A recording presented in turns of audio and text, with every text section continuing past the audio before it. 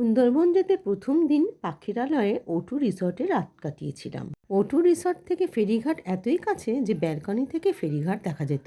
ও বলতে তো ভুলে গেছিলাম, O2 রিসর্টে রাত্রিবেলা খেয়েছিলাম পোলাও আর মাটন কষা। অসাধারণ সুস্বাদু পোলাওয়ের সাথে দুর্দান্ত মটন কষা সুন্দরবন যাত্রাকে আরো সুন্দর করে তুলেছিল। শারীরিক অসুস্থতার জন্য ভিডিওটা দিতে একটু দেরি হয়েছে, একটু মানিয়ে গুছিয়ে নিও। সকাল 7:30টায় লঞ্চ ছেড়েছিল। ব্রেকফাস্টে ছিল বেবি নান, চানা আর পান্তুয়া। আমরা ঘুরেছিলাম গাইডের সাথে, ওনার মুখে কিছু কথা শুনিনি। বোটে আমাদের জঙ্গলে বিভিন্ন খাল এবং খাঁড়ি দিয়ে ঘুরতে হয়, সেই সব জায়গাগুলো আজকেই আমরা ঘুরব। তো প্রথমে এই জায়গাটা হচ্ছে সজনেখালি, যেখানটা বর্তমানে আপনারা নামলেন। এটা হচ্ছে সজনেখালি। সজনেখালির পরে সুধান্যখালি, তারপরে দোবাকি, এরকম করে স্পটগুলো সব পরপর রয়েছে। তো এই সজনেখালিতে বিশেষ কিছু দেখার বলতে একটা টার্টেল পন্ড রয়েছে, যেটা হচ্ছে ক্রিটিক্যালি রেয়ার স্পিসিস বা এন্ডেঞ্জার্ড স্পিসিস বলতে পারেন। সেটা হচ্ছে রিভার টেরাপিন বা বাটাগুর বাস্কা। সেটার হ্যাচিং পন্ডটা এইখানে আছে, আর রিয়েল দেখতে পাবেন ওই পেছনের পুকুরটাতে। তারপরে একটা ওয়াচ টাওয়ার পাবেন, তারপর একটা ক্রোকোডাইল পন্ড। অনেকটা বোট যখন এগিয়ে যাবে বিভিন্ন খাল খাড়ির মধ্যে দিয়ে, তখন সেই সব বোটগুলো ক্রোকোডাইল বা ডিয়ার দেখতে পেলে তারা কিন্তু ডিস্টার্ব করবে, তখন আমরা দেখতে পাবো।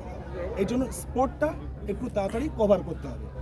এরপর আমরা নানা ধরনের গাছ দেখতে দেখতে এগিয়ে চললাম। বইয়ের পাতায় যেসব গাছের নাম পড়েছি তা সব চাক্ষুষ দেখলাম সুন্দরবনে গিয়ে। সুন্দরবনে সুন্দরী গাছ। এবার আমরা মাতলা ট্যুরিজম প্রপার্টিতে ঢুকে পড়েছি। 4বার সুন্দরবনে গিয়ে একবারও বাঘমামার সাথে দেখা হয়নি। অত দূর চোখ গেছে, ঘন জঙ্গল দেখতে পেয়েছি। ডোবাকি ক্যানোপি ওয়াকে গিয়ে গাইডের কাছ থেকে অনেক কিছুই জানলাম, সেটাই আপনাদের সাথে শেয়ার করি। ম্যানগ্রোভ, এই যে নারকেল পাতার মতো যে লম্বা যে গাছটা দেখছেন, এটা হচ্ছে এক ধরনের ম্যানগ্রোভ।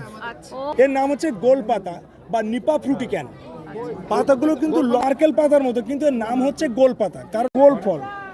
মহিলারা বলতেন এটা হচ্ছে সিন্দুর জাতীয় কাঠ, মানে রংটা হচ্ছে সিন্দুরের মতোই রং, লালচে, তাই ওনারা বলতেন যে সেন্দুর গাছ। এই সেন্দুর গাছ থেকে সুন্দরী গাছ, এই সুন্দরী গাছ থেকে সুন্দরবন নামকরণ। ফুলটা লাল কাঁকড়ার মতো দেখতে হয়।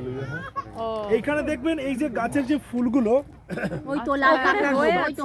লাল ফল ডাউন, ওদের জার্মিনেশন হয়ে যায় ফ্রুটগুলোর, তাই বলা হয় ভিভিপ্যারাস জার্মিনেশন। এই ফলটা যখন এই গাছে লম্বা ঝুলতে থাকে না, তো পড়ে যাওয়ার আগে ওরা কিন্তু ন্যাচারালি জার্মিনেশন হয়ে যায়। তারপরে সোজা মাটিতে স্ট্রেট পড়ে গিয়ে গেঁথে গিয়ে সেখান থেকে আস্তে আস্তে নতুন গাছ। এই প্রসেসটাকে বলা হয় ভিভিপ্যারাস জার্মিনেশন। জার্মিনেশন দুটো হয়, দুটো টাইপের হয়, একটা হচ্ছে ওভিপ্যারাস আর একটা হচ্ছে ভিভিপ্যারাস। ওভিপ্যারাসটা হচ্ছে আপনার ফল পড়ে গিয়ে তারপরে উপযুক্ত পরিবেশে শিকড় বের হয়। আমার সাথে এতক্ষণ থাকার জন্য আপনাদের অসংখ্য ধন্যবাদ জানালাম। আপনারা যেভাবে সহযোগিতার হাত বাড়িয়েছেন তার জন্য আমি আপনাদের কাছে চিরকৃতজ্ঞ থাকব। ভালো লাগলে লাইক করবেন, সাবস্ক্রাইব করতে কিন্তু ভুলবেন না।